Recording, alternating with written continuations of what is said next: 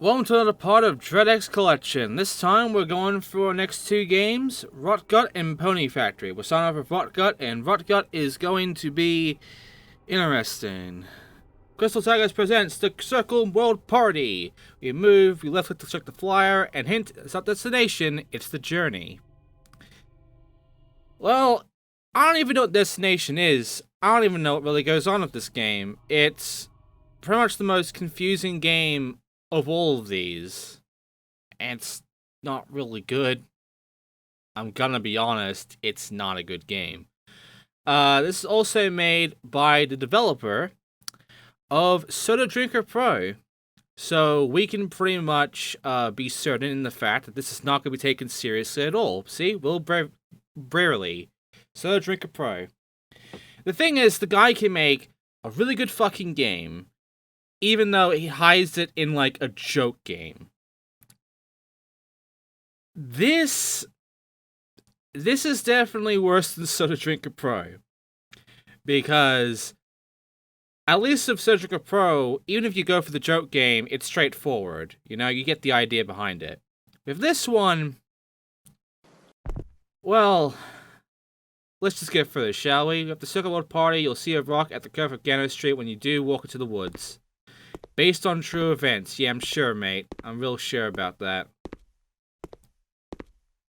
There's a good chance a lot of these are, you know, assets, and I can actually see the model. I can actually see the model lines. It's kind of weird. But again, this is by the Soda Pro dev. Like, there's gonna be some weirdness, some low-quality bullshit. And hey, there's Gano. So, we take a left here, right? I'll keep going forward, though, because I want to explore a bit. Remember, it's not about the destination, it's about the journey, so I'm going to look around a bit, see about my fucking journey. Apparently, there are multiple endings, too.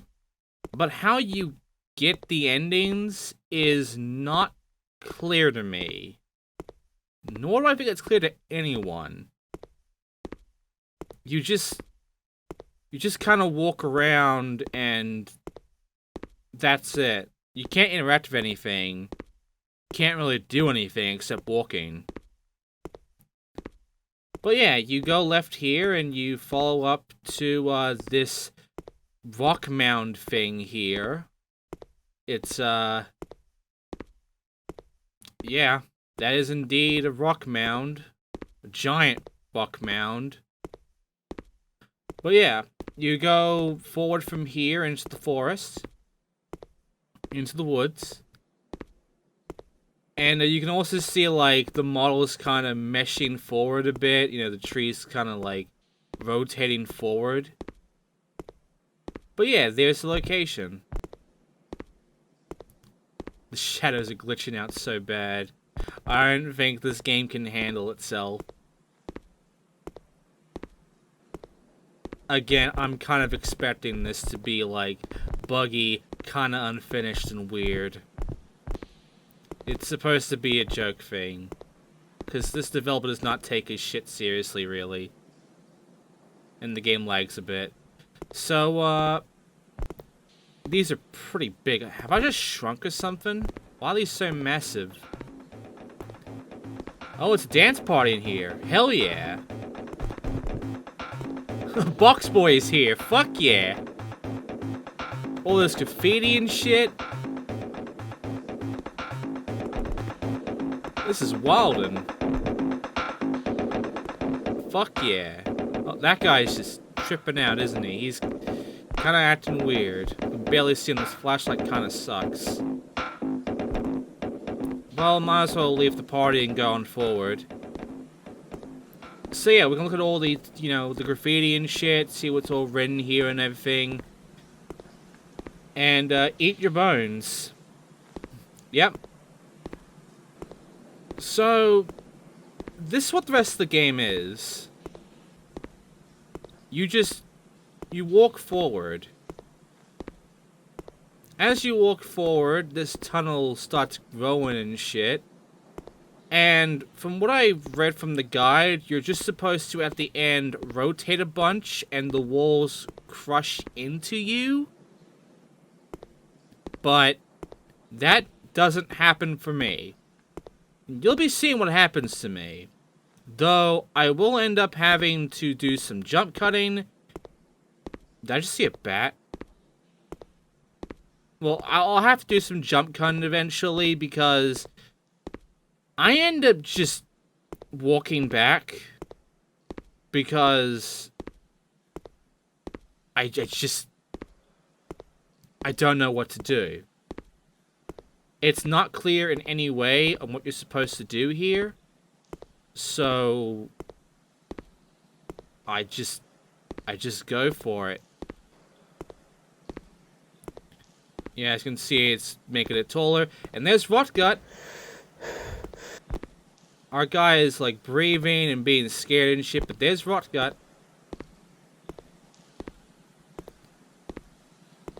And yeah, now we just keep walking.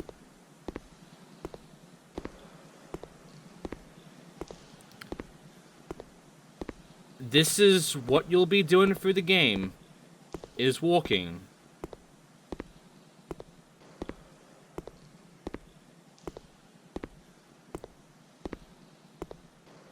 Gerp.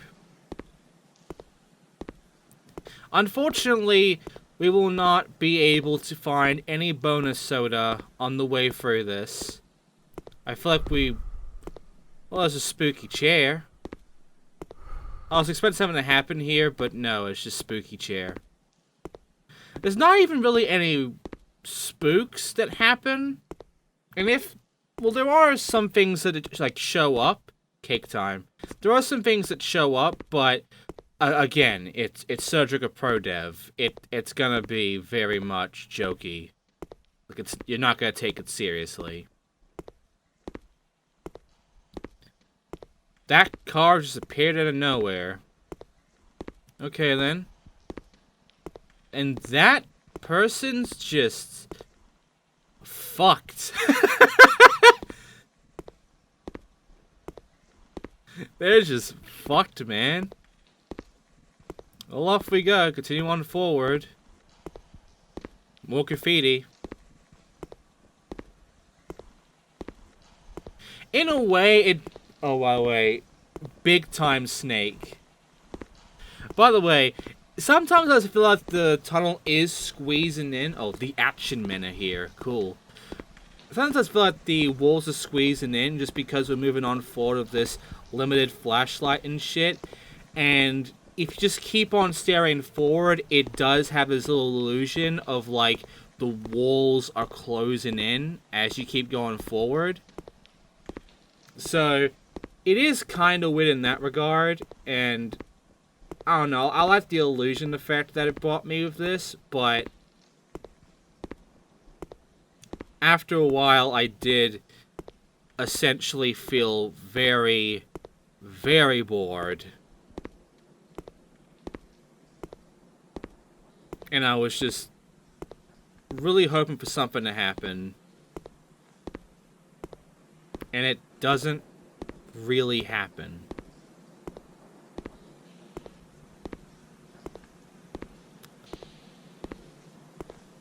Have you ever been stabbed? Can't say I have. Well, actually, I sort of can, but not really gonna talk about it. I confess, I am whatever.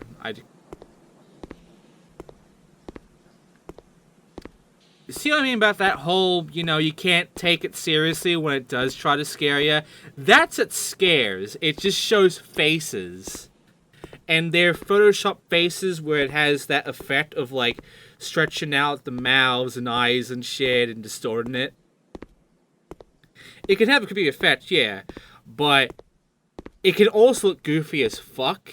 And again, like, Xindictive Pro, that developer has a sort of, like, self-awareness comedy to him when it comes to his fucking stuff. It's neat. I like it. The only downside is that this is boring. Like, this is extremely boring. I keep expecting more from this as I continue on forward. I'm expecting what the guide told me, where, like, as soon as I get over to here, I start spinning around, the walls close in, and I die. You know? I was expecting that kind of weirdness. That does not happen. It says, see Olark Urik, I am here, Foster Elxer, or whatever. Exum. Just fucking nonsense. The shadows are weird, at least. But, yeah, like, I really don't know what else to say. And as I get over to here, I don't know where to go now. So, I turn around a bunch, nothing happens, so I start jump cutting to all the jump scares.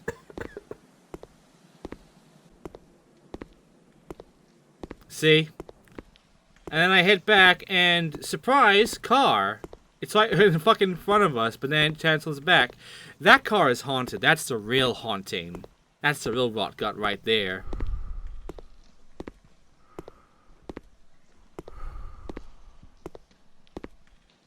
Don't paint my car. I don't even know whose car this is. And it's really fucked, but sure, dude. You do you. Back at the party. I just want to party and have a good time. Even though everybody's just kind of dead-eyed. Except for Box Guy. That guy's kind of, you know, a bit off, bit sus. But hey, Box Guy is cool. Oh hey, DreadX. Thank you, Ted. Thanks, Ted. But yeah, 57 times? Sure. But yeah, and yeah, like you can see, the whole place is just kind of being weird and glitchy and unfinished and shit. I honestly feel like this is unfinished on purpose. But, yeah. Ultimately, I would have exited, but no, I wanted to get an ending. So, eventually I got so bored, I just went back. I just left, went back up the hill, and eventually my flashlight dies and I start panicking. And, yeah, this is the ending I end up with. Also, you can climb up by just rapidly pressing the jump button. So, that's what I do. Because I can jump, even though I get no height out of it. But I can climb at least by jumping. So, considering these are all really steep hills, I climb like that. And why not? Not much else I can do right now, so... yeah, see if flashlight's dead. No, wait, not. It'll die eventually.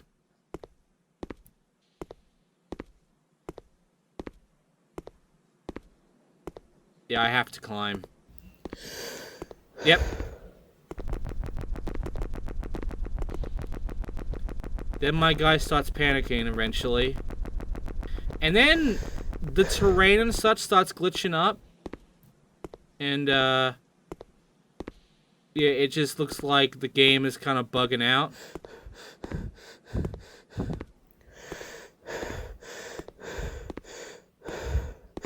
Look at this. See?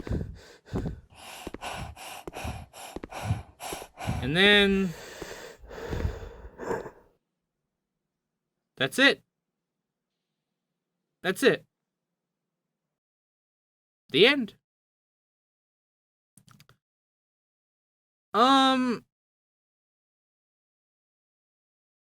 There were other endings, but this is what I got. I don't know how to get the other endings. It might just be random. That's Rotgut. It's not good. It's not good. Rotgut Pro is much better than that. So, yeah, let's go ahead and look at the audio and then move on from that.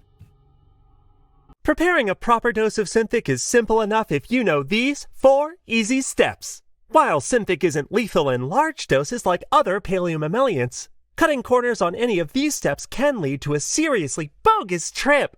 1. After you've purchased your Slithernewt, always make sure that the underside of the belly is bright blue. If it isn't blue as a berry, the side effects will be scary. 2. Once you have the limbs firmly placed within the pneumonic newt press, manual or automatic, just remember to clean the screws on automatic models. Check the airflow of your collection jar. If you don't feel it sucking in the air, your newt juice will get everywhere. 3. Be sure to close the latch on your newt juice containing and baking apparatus. We know that smell is downright hypnotic, but if you open it early, that fresh-baked Xindictive will still contain big pockets of blood. Icky! Gotta make sure that bakes out evenly. 4. Do not listen to the process. While it won't change the wonderful taste or impeccable quality of the Xindictive, it will make enjoying the effects extremely difficult. So, with that in mind, just remember, balls! Blue, air, latch, don't listen, and you'll be ready to trip 'em. Warning. If consuming Xindictive does not cause you to communicate with the Urgods within the first 24 hours, consult your Hierophant immediately. This is a sign of extreme spiritual uncleanness that could result in hyperdeath. Well, that was interesting. The audio, not the game. But what is going to be a good game, however, is going to be Pony Factory. We're going to have a good time with this one. Winston thought he could use hell energy to create magical ponies. Winston was wrong. Left click to shoot, right click to reload, right click to switch to flashlight, and R to reload. It's a shooter. It is a survival horror shooter game. And this game is about a developer of Dusk. And if you don't know what Dusk is, and you clearly haven't paid attention to FPS indie games for the past few years, David Szymanski is definitely really fucking good at making FPS games, so we got some good shit here. I'll begin the game right now with where we are, because this is a new game. There's a lot to this. Winston arrived with a solution to the moral decay of his town. He called out to Hell in a secret candlelit room one evening, and Hell answered him. The human body could, Hell promised, be twisted, stretched, and broken into a kinder, more equine shape. Human heart molded into something less human. Winston's town, now filled with the cruel and ignorant, could instead be filled with magic ponies, if he could provide a factory in which to make them. Winston thought they could be gentle, beautiful, and good. Hell had other plans. So yeah, as you can see, I used WASD to move around, we used the mouse to look around, and it's in a very black and white fashion, and it's definitely going to be rather dark. But one thing I can actually tell you this right now is that it's going to be a pretty neat game. I will say that this is definitely in the middle of his good work. I think the way it looks and the way it plays is good. Also, you can leave if you want. You can also adjust mount sensitivity with plus and minus. The sensitivity is really low, so I had to make it, much more bigger. Otherwise, I would be moving my mouse all over the fucking place, and that wouldn't be fun. Here's our gun. It's like this weird sort of Tommy gun looking pistol, and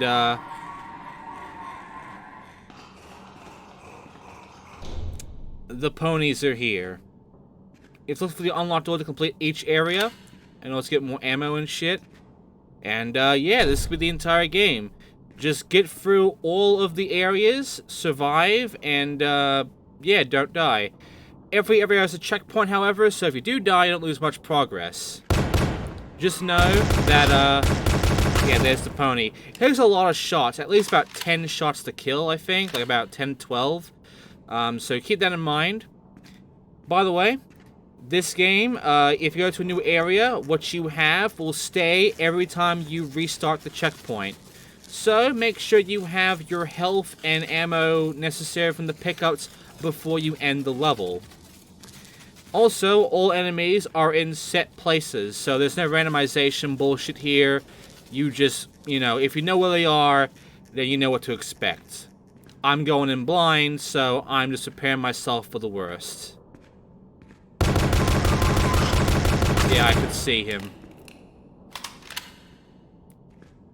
I was taking a chance. I was gonna go either left or right, and I chose left. As you can see, our flashlight kinda sucks. Actually, we don't have a flashlight at all. But what light we can give out sucks, so we have to use our gun for light instead right now. There is a flashlight. However, this game is gonna do that thing where yeah. Get used to using the gun for flashlight, by the way. Because it's either that, or having to use a flashlight that will be gained soon for light. The problem is that we can only choose one or the other. See? There's our enemy. Oh, this is the bolt gun, in case you're wondering. It's a bolt gun. So yeah, ultimately we'll have to keep switching around if we want and shit. And yeah, if you're running low, you can backtrack for hidden health and ammo. Anything you found, you can just backtrack for. Conserve much as you can, because ammo will give you a certain amount, so will health. I would say, if you are maybe at half or below half, use a health kit if you can find one.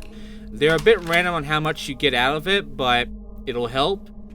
However, right now, if you need ammo, every ammo pickup gives you about 30-40 ammo. So, wait until you are well below half. And you probably will when you kill at least about 2-3 enemies. Also, the AI isn't exactly very smart, and they can really pack a punch. Right now, I only took about, like, what, 80 I have 80 health now, so I took about 20 damage. There is a harder mode where the enemies will hit much harder and can take about probably close to half of your health out in one hit. So keep that in mind. Oh yeah, these guys. These guys are much worse than the ponies running at ya. Well, unless you know how to deal with them. Because this is a survival game, but it's also a cover shooter. And considering what our third game is gonna be, it's very fitting that I'm playing a fucking cover shooter.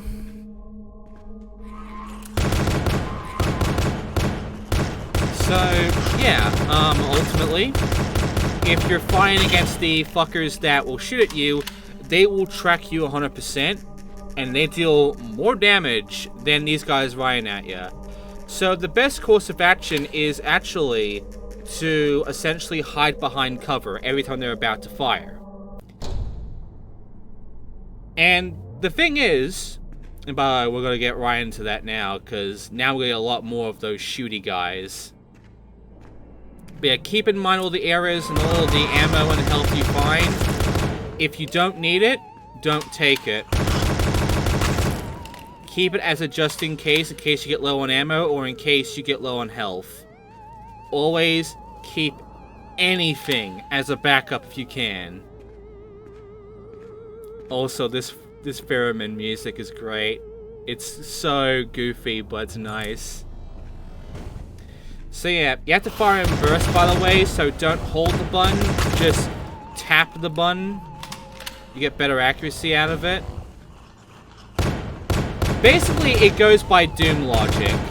The more you keep firing fast, the more inaccurate your gun becomes.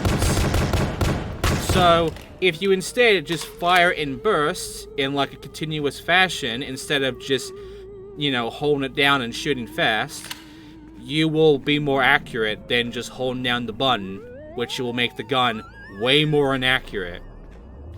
Even though, in Doom, you would never use the pistol after the first level. But yeah, it's just a little bit of logic to keep note on. Especially if it's the only gun you will have. Like, yeah, you know, other FPS games give you a lot of guns. A shotgun is usually a thing. But in this game, just the one gun. Just the bolt gun. The bolt gun does enough, honestly. None of the enemies get harder, like they don't take more hits as time goes on. They all take about the same amount of hits, no matter what.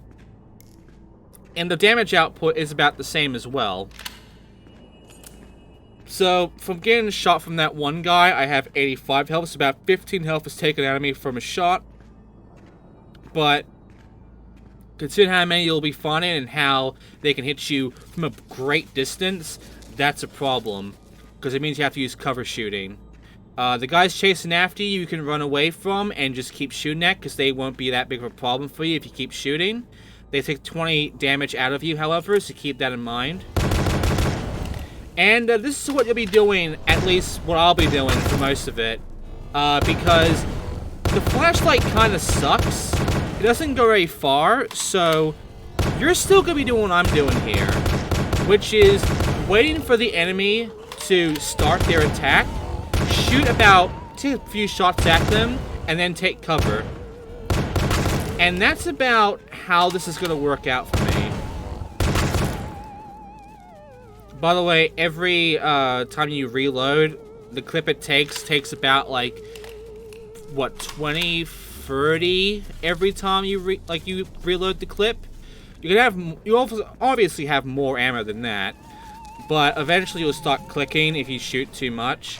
So just note there is a limit to what clip you have currently. So, you know, every 20 or so shots, just reload after you cover and shit. Because that way you won't get fucked. And yeah, keep your health at 100 and your ammo at 80, and then go to the next level and you're good to go. Keep an eye on every single corner. Do not fucking let your guard down, because shit like that can happen.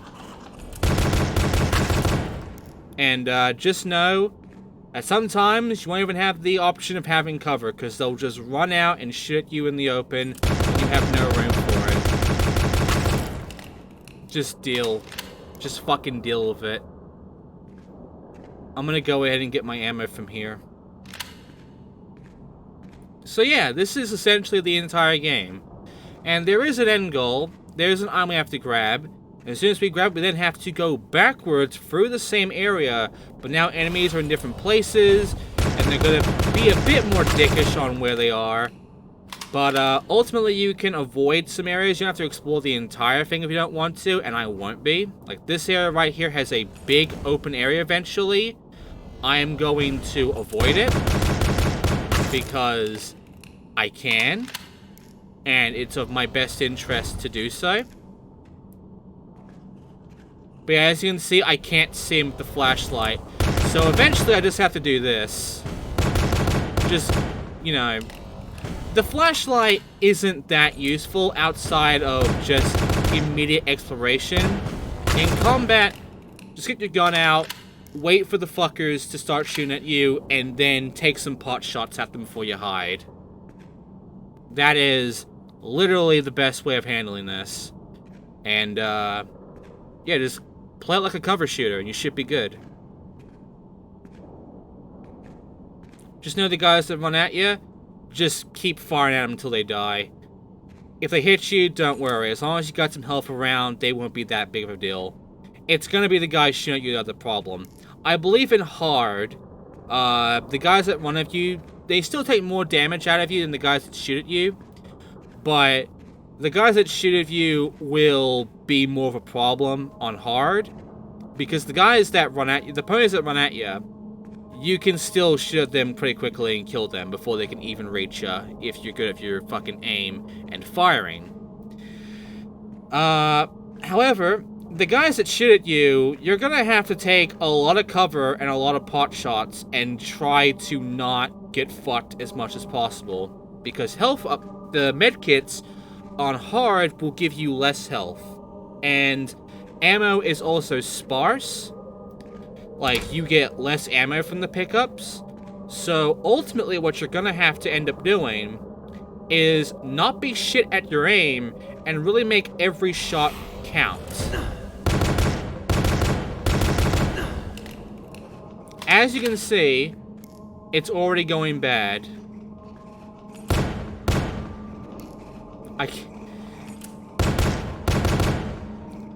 The one downside I can give this is that it's too dark. Like, I understand the purpose behind the darkness, but there comes a point where it becomes so dark it's less of, oh shit, it's spooky or whatever, and more just annoying. Like, you can't see a fucking thing, and you have no idea what you're doing. So it just becomes obnoxious and annoying to deal with. Alright, that's the exit, but I'm gonna go ahead and get some more ammo and health and shit before I leave into the next level. Should be some ammo there, yep. So I need health. And there was some health pickup I left back up there. So yeah, this is essentially the entire game. Conserve as much as you can, and take what you can. And if you can avoid combat, avoid it. The least amount of combat you do, the better, because there's nothing, you know, there's nothing you can gain from going around and killing every enemy. It's mainly just going to come down to you being smart and essentially just being smart with items and being good at shooting. So yeah, there's my health, and now I can go back, get the ammo, and then leave. So yeah, honestly, the Pony Factory is solid. Like, I can see a full game being made from this. I can legitimately see this being a fully fledged game. In fact, in a way, this is a fully fledged game. It's short, but there are multiple modes, so there are multiple challenges to this. And there's one thing I know about the Dust developer, is that he makes those challenges challenging, but fair. And this is a very open area. I don't think there are any enemies around, but it is a pretty big area.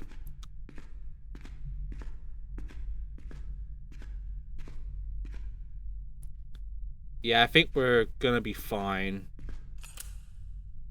Yeah, I think we're gonna be... Oh, wait. Now we're fine. Oh, for now. Remember, don't drop your guard for any fucking reason. Like, this is the Dust developer. He's gonna fuck you if you drop your guard at any point. So just keep your aim prepared. Keep your gun loaded. Get ready for a fight. Those guys are dead. I guess that was the one enemy. They're definitely being manufactured, these demonic ponies. The thing you seek lies at the heart of the pony maker. This is some demented shit. I honestly like the lighting in this room. I think the lighting in this room in particular is really good. The level design is hallway-ish, but it's still, like, really visually cool. Like, look at this. I was honestly hoping for that to kill me, but nah. And in here, there it is, what you've been searching for. Take it. I wanted to shoot it, but nah, that's not an option. So it's now mine, and we've left. So, you have what you came for, now escape. Now, there's no rush to escaping, and you should not rush. Because now, you have to actually survive. Now, I believe the items stay the same, I think. They might just be randomly generated, like, not randomly generated, but they might be differently placed in a way. So there might be different items around now. But the enemies, they're definitely around some different places now, and they're definitely going to be a bit more of a problem. So, don't let up. They're not dead. They're now going to be in sort of harder spots now. Keep your guard up. Get ready to shoot. Yeah, there's some more ammo there now. So, we got some different items and shit. And yeah, there's gonna be a lot of fighting. Luckily, the game has given me a lot of ammo. Unluckily, it's not being too nice to me about the health problem. I mean, we are on the other half of the game now, so I think at this point, the developer, David, is pretty much going to be like, okay, you made it to the halfway point. Now I'm going to give you enough bullets to shoot, but you're going to have to not get hurt much. Again, every time you go to a new area, it does get checkpointed, so if you do die, you just come back to the start of this area with what you had when you came here. So, like, 1 bullet left for maximum when I started, and full health for me. But yeah, don't ever go to the next level with, like, items left and you not fucking healing your health and shit. Like, do not come to this next level with, like, 10 heart and, like, no ammo. You're gonna die. Because the game's gonna fuck you that way. Be smart about this. Oh, look at this. I nearly died because I wasn't being smart. But then again, the game isn't being, you know, very nice about the health now because we're on the second half, and now it's testing my fucking metal. You know, it's really testing if I got the balls. And yeah, it gives me like a little boost. Actually, no, it gives me 2 health packs, so we do get a good amount of our health back. Eventually, we're going to end up getting less health if we do go for hard. I'm not doing that. However, you can do that. And honestly, I think it's a neat challenge. I think if you're good at these sort of games, you can do that and you can get through this no problem. But I'm not that good. Like, there are people who can beat Doom in fucking Hurt Me Plenty and Nightmare. I can't. I basically go for medium difficulty. I am okay with saying I suck at Doom. I am okay with admitting that. The lighting is so good. Look at the windows. Like, the environment has obviously changed because of the lighting, and it's just, it looks good. It's visually pleasing. The style this game has is solid. Like, for a game made in a week, this is really good. And it shows just how talented and fucking awesome David is as the game developer. Again, if you have not played it, get fucking Dusk. And you will see how fucking good of a game that is. Like, it is a solid FPS game. It's basically Quake levels of good. Like, Quake multiplayer level. If we go Quake single player, I mean, its single player of Quake was kind of shit, even though the gameplay was really good. It's more on the level of the multiplayer, in that it's really good as a game, and it also gives a really good experience. Like, it gives you well enough of an enjoyment out of it. It gives you well enough of, like, what you're wanting out of that kind of game, at that kind of genre, to be well worth playing, and well worth spending your time to really get good at and shit. Not many, like, indie FPS games can really be as good as a Dusk. But we are in, like, a renaissance era now of, like, the boomer shooter thing, where all of the Dooms and the Quakes and the fucking Duke Nukems of the world, the build engine and shit, all of these sort of games are now coming into fruition, and they're going so fucking hard. Like, the FPS genre in the indie scene is fucking, like, A to S rank shit. So, if you're an advocate for that, congratulations, you are at stardom power now. You are legitimately at a point now where you will get gold. You will get a lot of gold. Many other genres in the indie scene are still currently trying to get their renaissance or their spotlight moment, their stardom moment. FPS, boomer shooters, they're up there currently. Like, if you haven't been paying attention to that shit, I'd recommend you do, because there's some good shit right now, and there's some good shit on the way. I'd say the horror scene has had its moment, and right now we're still getting some good shit, but it's not as much of a boom as it was about a few years ago of YouTube and shit. But we have some good stuff going on with the horror scene as well. Like, for instance, Dreadx Collection. Dreadx Collection is a fucking solid game jam sort of collection. And I mean, it started off this collection, and as you have seen so far, it's been very 50-50. There are really good games, and there are really shit games. And then there's some mediocre games in the middle, but yeah, like there's a mix.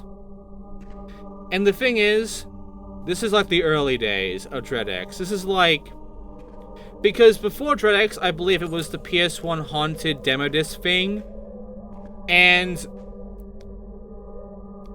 man, if I go into the Haunted PS1 stuff, I did kind of piss off the person running the Twitter account that one time, because I didn't find the PS1 demo look to be that good.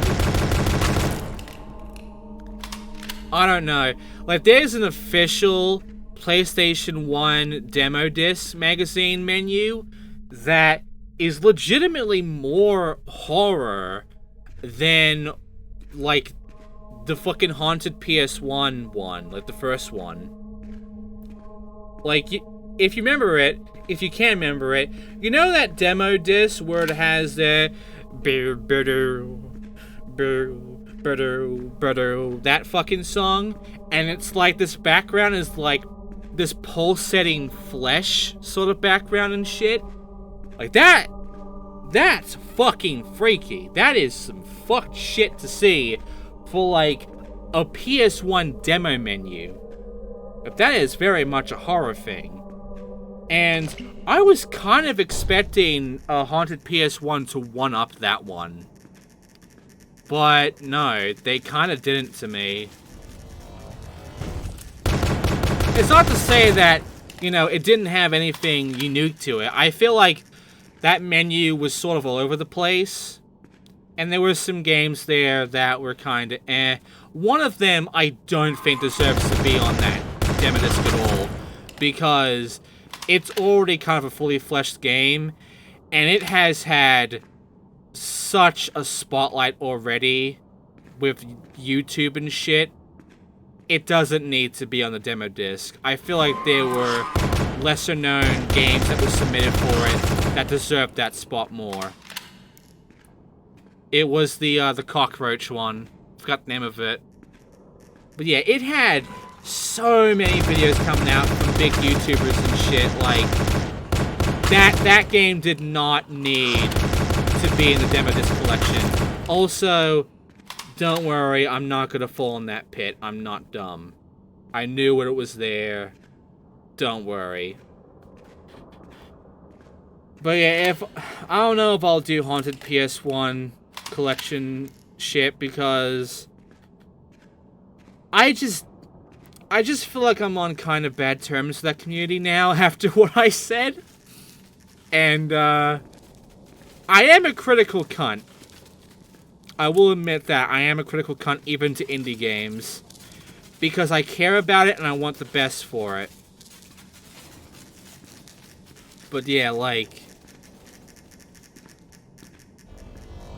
Drake's Collection, I think, is like the best of what came from the Haunted PS1 stuff. And I am happy it's here.